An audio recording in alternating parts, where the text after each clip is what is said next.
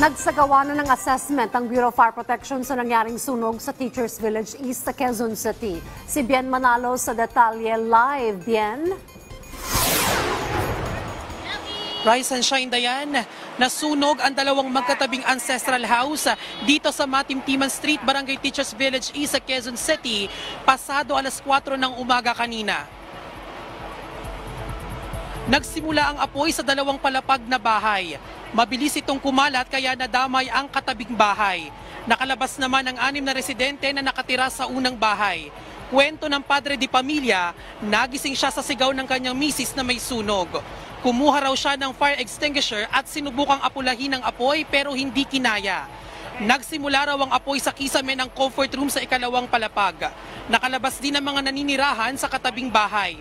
Umabot sa unang alarma ang sunog at nasa 8 fire truck ang kinailangang rumesponde.